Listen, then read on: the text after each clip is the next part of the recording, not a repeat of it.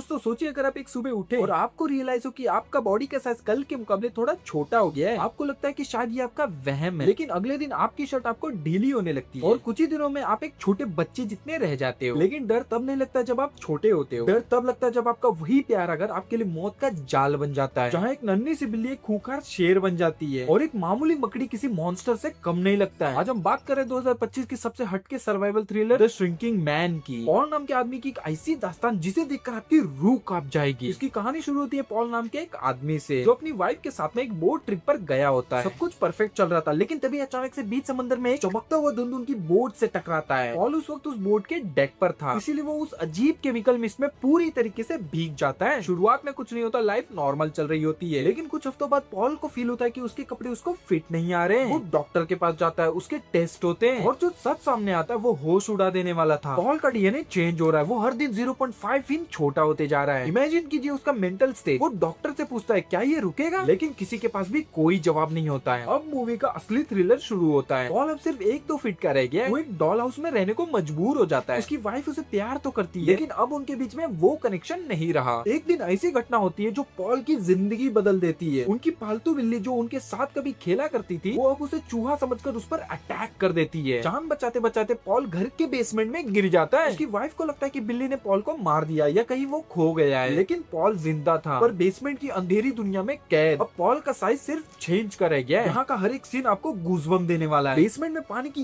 एक बूंद गिरना मतलब किसी बाढ़ का आना। एक पुरानी चूहादानी उसके लिए एक मौत का फंदा बन जाती है और सबसे बड़ा खतरा एक काला स्पाइडर। वो स्पाइडर पॉल का पीछा नहीं छोड़ती है। इन सीन्स का वीएफएक्स इतना रियल है कि आपको पॉल का डर महसूस होगा। इतना सब कुछ सहने के बाद में पॉल अब हार मान चुका था। वो भूखा है, प्यासा है और अकेला भी है, लेकिन तभी वो डिसाइड करता है कि वो ऐसे नहीं मरेगा। वो एक सुई को तलवार की तरह यूज करता है और उस जायंट स्पाइडर से लड़ता है। ये फाइट सीक्वेंस मूवी का सबसे बड़ा हाईलाइट है।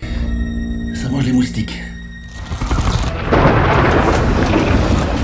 लेकिन दोस्तों असली ट्विस्ट फाइट में नहीं आता है, पॉल की सोच में आता है। वो रियलाइज करता है कि वो अब इतना छोटा हो चुका है कि अब वो इंसानों की दुनिया का हिस्सा नहीं रहा। वो बेसमेंट की एक खिड़की की जाली से बाहर निकलता है और गार्डन में पहुंचता है। अब उसके लिए घास के तिनके बड़े बड़े पेड़ों जैसे हैं। वो डरता नहीं है, बल्कि उसे एक सुकून मिलता है। वो समझ जाता है कि नेचर में कोई भी चीज जीरो नहीं होती है, बस उसका रूप बदल जाता है। ये 2025 की द श्रिंकिंग मैन सिर्फ एक थ्रिलर नहीं, एक डीप मैसेज भी देती है। इंसान चाहे कितना भी बड़ा क्यों ना हो जाए, नेचर के सामने वो छोटा ही रहता है। अगर आपको सर्वाइवल मूवीज पसंद है जैसे लाइफ ऑफ पाई या 127 आवर्स, तो ये मूवी आपको बिल्कुल भी मिस नहीं करनी चाहिए। आपको क्या लगता है अगर आप उस पॉल की जगह होते तो क्या आप उस बेसमेंट में सर्वाइव कर पाते? कमेंट सेक्शन में मुझे कमेंट करके बताइए। अगर वीडियो अच्छी लगी तो वीडियो को लाइक करके चैनल को सब्सक्राइब कर देना। मिलते हैं अगले वीडियो में, तब तक के लिए stay safe and keep watching.